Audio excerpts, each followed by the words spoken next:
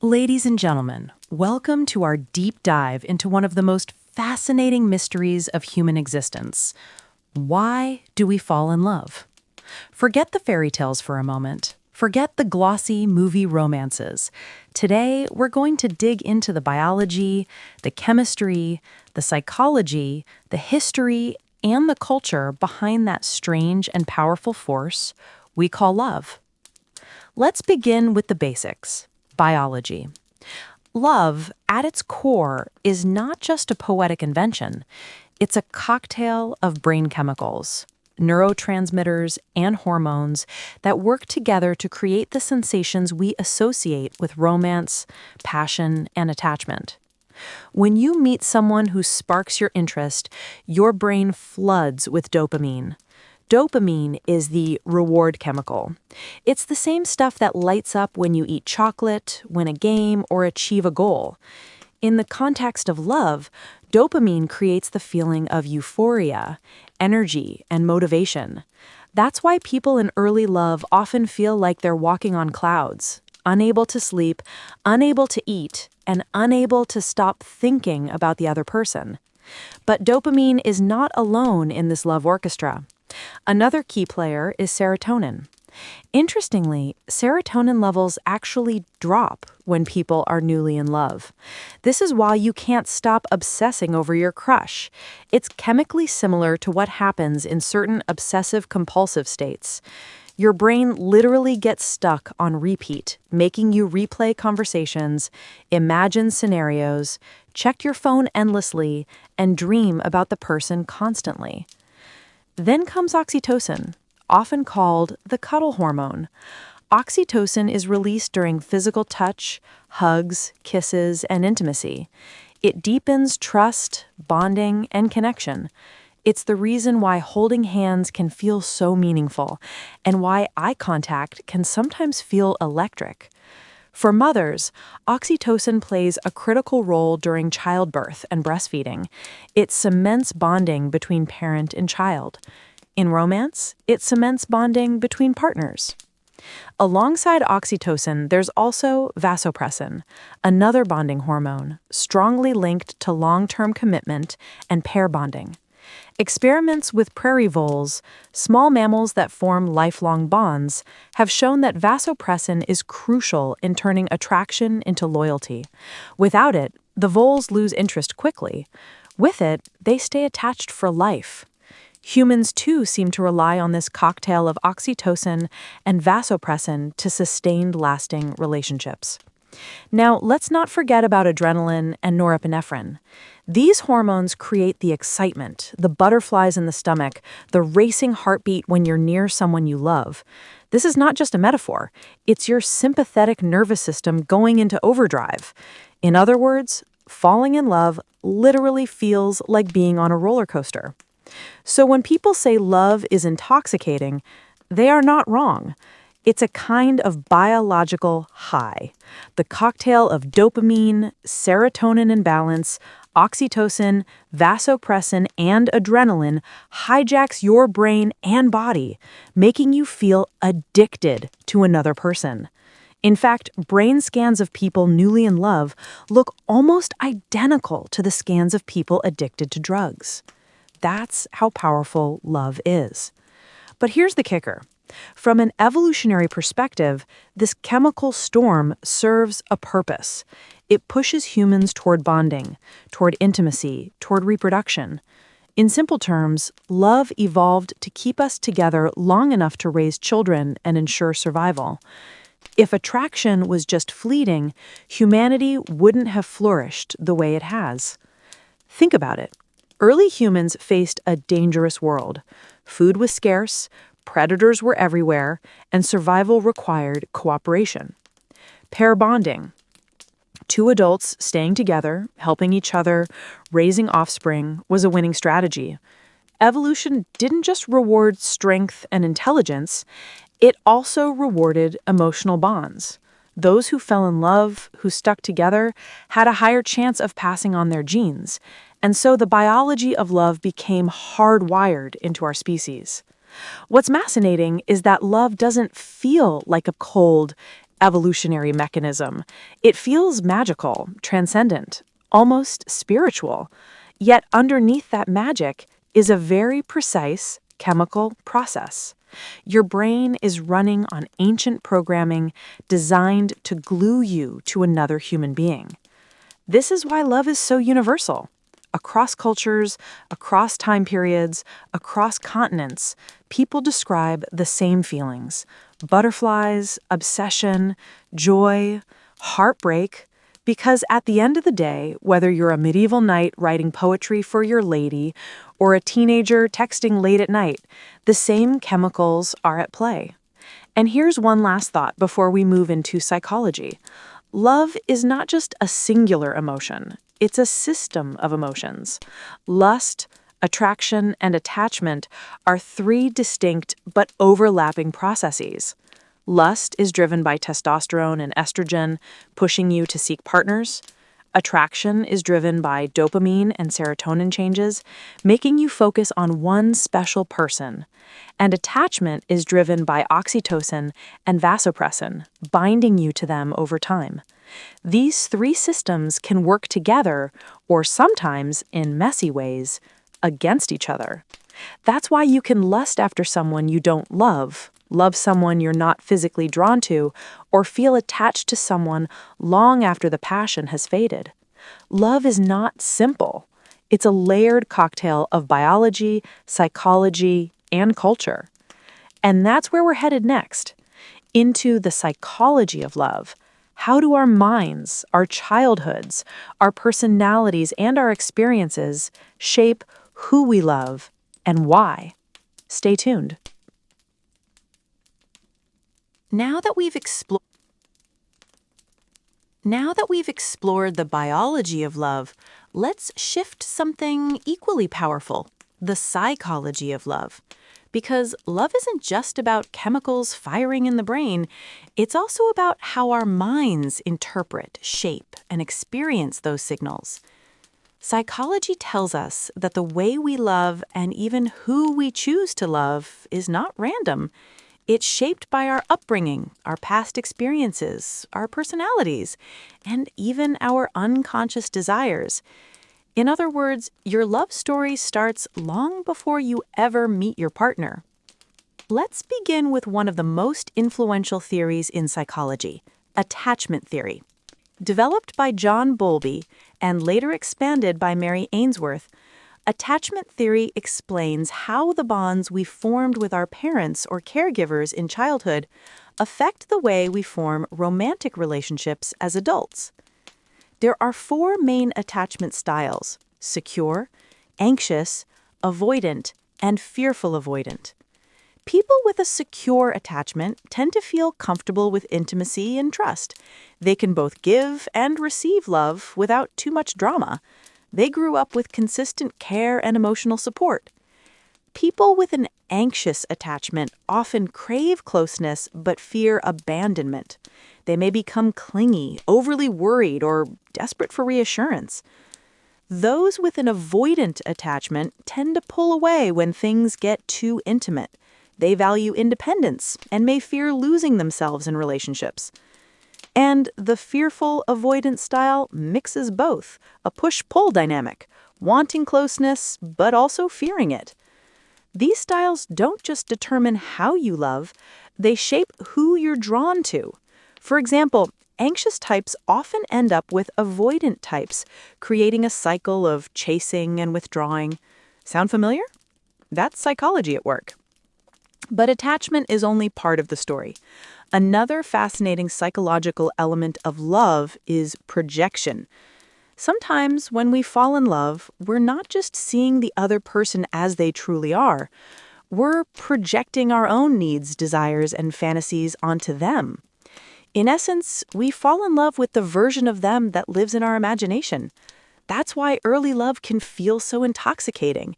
You're not only meeting them, you're meeting a reflection of your own hopes. Then there's the familiarity principle, or the mere exposure effect. Studies show that we're more likely to fall for people we see often. That classmate you keep running into, that coworker you always chat with, that neighbor who always smiles at you. Familiarity breeds comfort, and comfort can blossom into attraction. Another psychological factor is similarity. We like people who are like us. Shared values, shared humor, shared backgrounds, all of these increase the chances of falling in love. But there's also the opposites attract phenomenon. How do we explain that? Psychology suggests that when opposites attract, it's usually because one person has traits the other lacks but secretly admires. It's not just difference, it's complementarity. Now let's talk about the role of childhood and family. Sigmund Freud, controversial but influential, argued that many of our romantic desires trace back to early family dynamics. While some of his ideas have been criticized, modern psychology agrees that the family environment plays a huge role. If you grew up in a household full of love and trust, you're more likely to seek out healthy, balanced relationships. If you grew up with conflict or neglect, you may unconsciously repeat those patterns, even if they cause pain. Another powerful idea is the love languages theory, created by Gary Chapman. He suggested that people give and receive love in 5 main ways. 1. Words of affirmation. 2. Acts of service. 3. Receiving gifts. 4. Quality time. 5. Physical touch. Understanding your love language and your partner's can make or break a relationship, because sometimes it's not that love is missing, it's just being expressed in a way the other person doesn't recognize. Psychology also shows us why falling in love feels so irrational. When you're in love, your brain activity in the prefrontal cortex, the rational decision-making part, actually decreases. That's right. Love literally makes you less rational. This is why you may overlook red flags, ignore flaws, or idealize someone who may not be right for you. Your brain is programmed to prioritize bonding over logic. But love isn't just about individuals, it's also about society.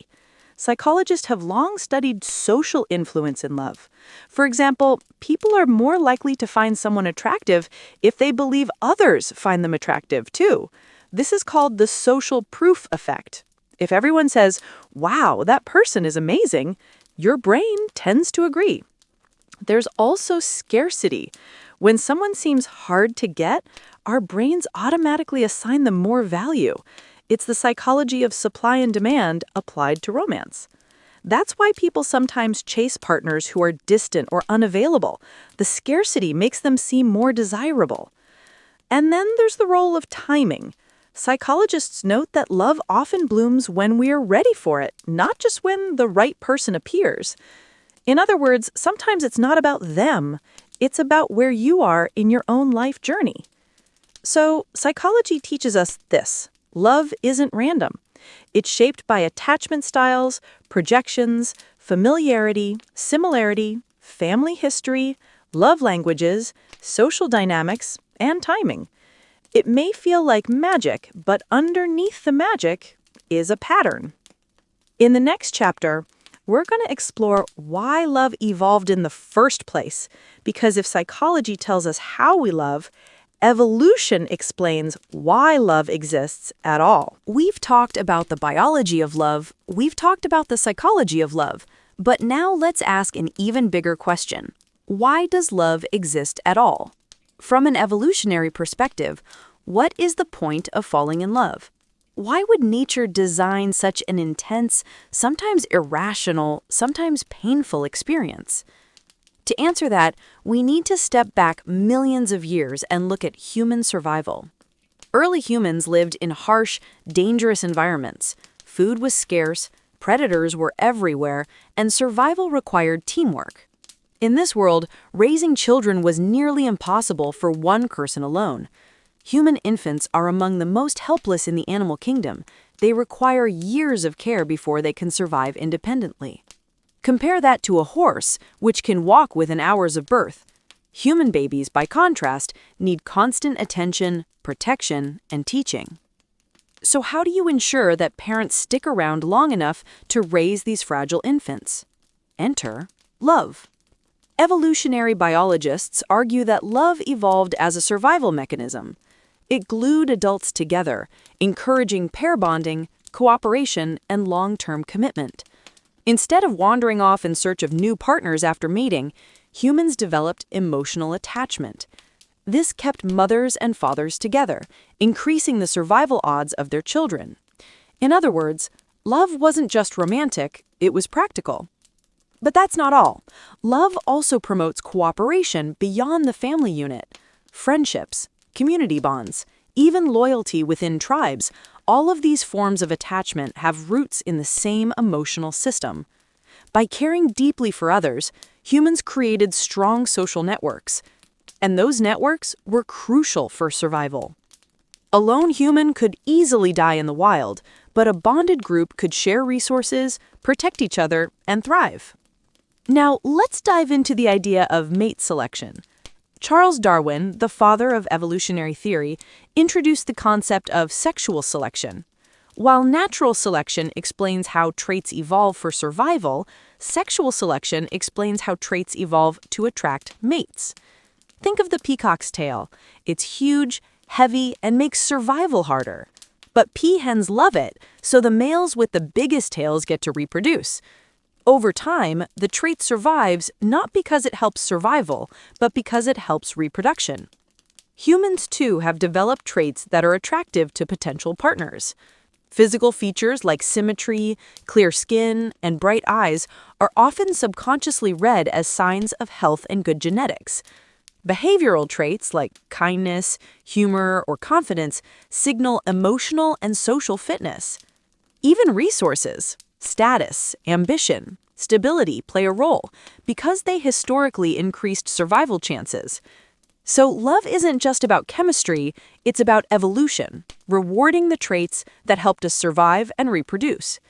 When you fall in love, your brain isn't just enjoying the moment, it's following a script written by millions of years of human history. Another fascinating idea is the parental investment theory. It suggests that because human children require so much care, women and men evolved different strategies when it comes to love. Women, who invest heavily in pregnancy and child-rearing, often look for partners who can provide stability and resources. Men, meanwhile, historically benefited from spreading their genes widely, but also evolved to form attachments that ensured their offspring survived. This doesn't mean love is purely strategic, it just means that our instincts are shaped by ancient pressures. But love isn't just about survival of the species, it's about survival of the individual. Studies show that people in loving relationships often live longer, healthier lives. They have lower stress levels, stronger immune systems, and even better recovery from illness. From an evolutionary standpoint, this makes sense. Love keeps us safer, happier, and more resilient. Interestingly, not all species experience love the way humans do. Many animals reproduce without forming long-term bonds, but a few, like wolves, swans, and those famous prairie voles, form lifelong partnerships. These animals rely on bonding to raise offspring just like us. That suggests that pair bonding is an evolutionary strategy that emerges in species where survival depends on cooperation. So when you feel your heart race, when you obsess over someone, when you feel devastated by a breakup, remember it's not just you, it's the echo of millions of years of survival strategies. Love exists because it helped our ancestors survive. But here's the twist. Evolution doesn't care about your happiness. It cares about passing on genes. That's why love can be both wonderful and painful. It's designed to keep you attached even when logic says otherwise. It's designed to make heartbreak feel unbearable, so that next time, you'll try even harder to form a lasting bond. In short, we fall in love because evolution programmed us to. Love is the glue of human society. It kept parents together, kept communities strong, and helped humanity thrive against the odds. Without love, we wouldn't be here. And that leads us to our next chapter, the role of culture in shaping love. Because while biology and evolution explain the foundation, culture writes the story. We've explored biology, we've explored psychology, and we've explored evolution. But now we need to talk about something uniquely human: culture. Because while biology explains how we fall in love and evolution explains why love exists, it's culture that decides what love means. Think about it. Love is universal, but the way we experience it changes dramatically depending on time, place, and society. What we call true love today is not the same thing people meant by love hundreds or thousands of years ago. Let's start with the ancient world. In ancient Greece, love wasn't just one thing, it was many things. The Greeks had several words for different kinds of love. Eros was passionate, physical love, desire, and attraction. Philia was deep friendship and loyalty. Agape was unconditional love, often spiritual or selfless. Storge was family love, the bond between parents and children. To the Greeks, love wasn't just romance, it was a spectrum of emotions and relationships. Fast forward to the Middle Ages in Europe. This is when the concept of romantic love as we know it really began to take shape. Knights wrote poems to their ladies, bards sang songs of longing, and the idea of courtly love, chivalry, devotion, sacrifice became central to the culture. Interestingly, these romances often had little to do with marriage. In fact, marriage in medieval times was usually about alliances, property, and politics. Love was the fantasy. Marriage was the business deal. In many cultures throughout history, marriage wasn't about love at all. It was about survival, family honor, and economic security. For example, in traditional societies across Asia, Africa, and Europe, marriages were often arranged by families. Love might grow after marriage, but it wasn't expected beforehand. The modern Western idea that you should marry for love is actually quite recent. In fact, it wasn't until the 18th and 19th centuries, the age of Romanticism, that love and marriage truly became linked. Literature, art, and music of that period glorified passion and emotion. Think of novels like Pride and Prejudice or operas full of tragic romance. These cultural works shaped how people thought about love. Suddenly, it wasn't just about duty, it was about destiny. The idea of the soulmate, one perfect person meant just for you, grew stronger during this time. And then came the 20th century, with Hollywood, pop music, and mass media. Movies gave us images of grand romances, from Casablanca to Disney fairy tales. Songs on the radio told us love conquers all. Advertising used love to sell everything from perfume to chocolate. Culture didn't just reflect love, it began to teach us what love should feel like. Now, in the 21st century, technology has changed the way we fall in love. Dating apps, social media, and global connectivity mean we can meet people far beyond our hometowns. Algorithms suggest matches. Profiles reduce people to photos and a few lines of text.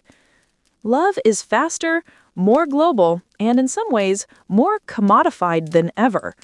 Yet the old myths, soulmates, passion, destiny, still shape our expectations. Culture also influences who we're allowed to love.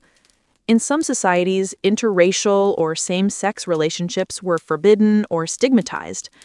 Over time, cultural shifts and social movements have changed these norms, expanding the definition of love. What was once taboo can become accepted, and what is accepted can be challenged again. Another fascinating cultural layer is ritual. Weddings, anniversaries, Valentine's Day, all these are cultural inventions that give love structure and meaning.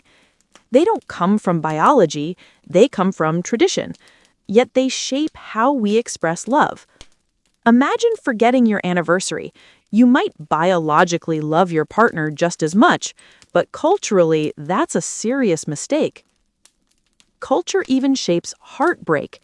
Think of how movies show breakups with dramatic music, or how songs turn pain into poetry. These cultural scripts influence how we process loss. Sometimes we even imitate what we've seen in stories, using culture as a guide for our emotions. So here's the big takeaway. Biology makes love possible, but culture tells us how to feel it. Without culture, love would still exist, but it wouldn't look or feel the same. A medieval knight, a Greek philosopher, a Victorian lady, and a modern teenager all experience the same brain chemistry, but their understanding of love is radically different because culture paints the picture. And that leads us to a new question. What happens when culture collides with science? Neuroscience, psychology experiments, and new technologies are revealing secrets about love that our ancestors never could have imagined. So far, we've looked at love through the lenses of biology, psychology, evolution, and culture. But now, let's bring it into the modern era.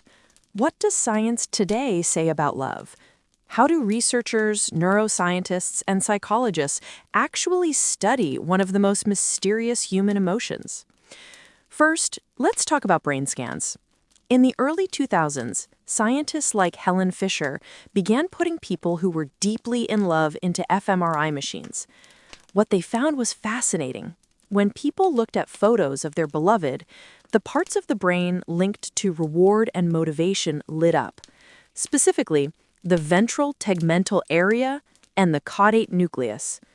These are the same regions activated by addictive substances. In other words, love literally looks like a drug in the brain. This explains why love feels so consuming, why you can't stop thinking about someone, why you feel euphoric when they text back, and why rejection feels devastating. Your brain is wired to treat love like survival. It's not just nice to have, it feels like oxygen. Another modern discovery is how hormones interact with the brain.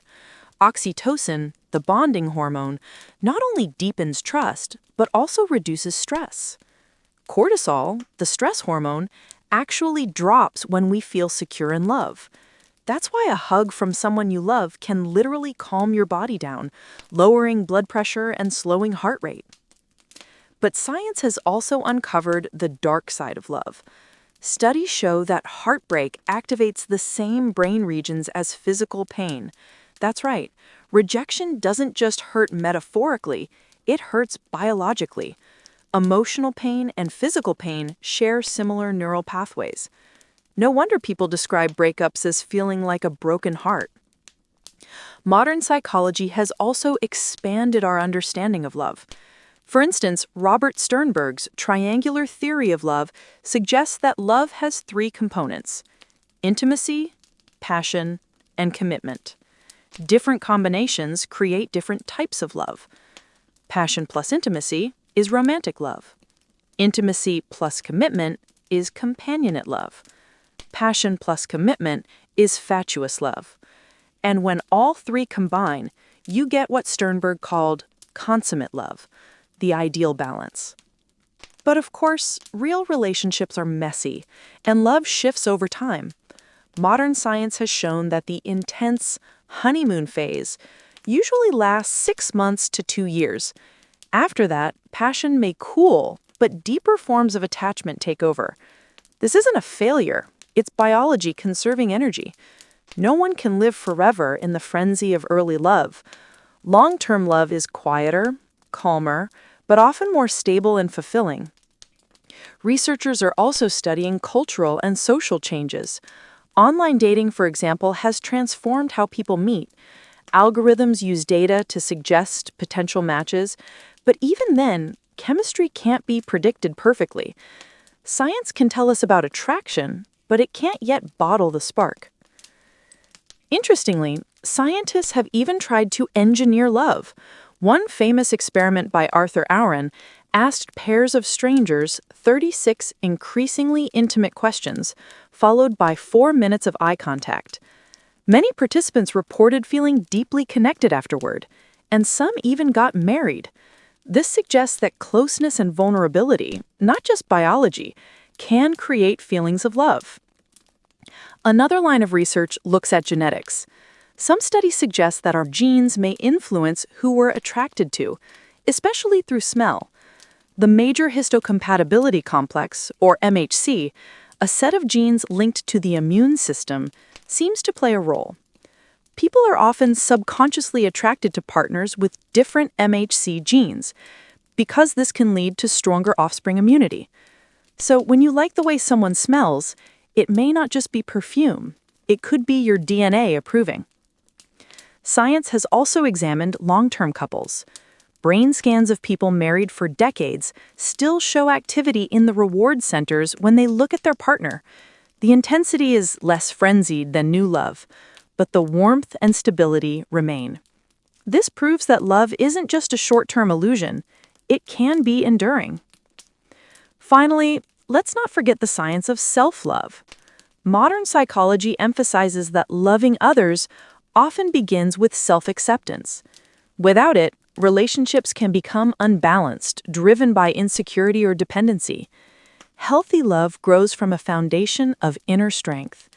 So, what's the modern scientific conclusion? Love is not just one thing. It's part biology, part psychology, part social construct, and part personal experience. It's measurable in brain scans, influenced by hormones, shaped by culture, and yet still retains mystery. Even with all our technology, love continues to be more than the sum of its parts. In our next chapter, we'll explore something less romantic, but equally important: the pain of love. Why does heartbreak hurt so much? Why can love make us miserable as easily as it makes us happy? And why, despite all the pain, we still keep chasing it? Love is not always joy and happiness. Sometimes it can hurt deeply, and that is also part of the human experience. But why does love sometimes feel so painful? Firstly, breakups. When a relationship ends, the brain reacts almost like it's experiencing physical pain. Studies show that the same areas of the brain that process physical pain become active when we lose someone we love. Emotional attachment can make separation extremely difficult, leaving us with heartache, stress, and anxiety. Secondly, love can create a kind of dependency. The same hormones that create euphoria, dopamine, oxytocin, can form what psychologists call emotional addiction. We start seeking our partner as a source of happiness. Losing that source triggers stress, sadness, and sometimes even a feeling of emptiness. Then there are conflicts and misunderstandings. Love always carries risks: the risk of rejection, the risk of losing control, the risk of facing our own fears and insecurities. These challenges make love both intense and vulnerable. But painful love is not a mistake. It is part of how the brain and heart learn. Every heartbreak teaches us about ourselves, about our needs, and about what we truly value in a relationship. Through pain, we grow, we learn empathy, and we deepen our capacity for love. So even the pain of love has a purpose. It shapes us, strengthens us, and ultimately prepares us for deeper, more meaningful connections in the future. We've explored love from the perspective of biology, psychology, evolution, and culture. We've seen that love is not just an emotion. It's a complex system of the brain, heart, and society. Love has been essential to human survival, but it can also bring joy, heartache, and growth. And yet, despite the risks, we continue to fall in love, because love is part of what makes us human. It brightens our lives, teaches us empathy, helps us understand ourselves and others, and creates connections that last a lifetime. Love is not simple. It is messy, it is powerful, and sometimes it is painful, but it is always worth it. In the end, the pursuit of love is the pursuit of life itself. That's it for now. Make sure to like, comment, and subscribe. Your support means a lot to me.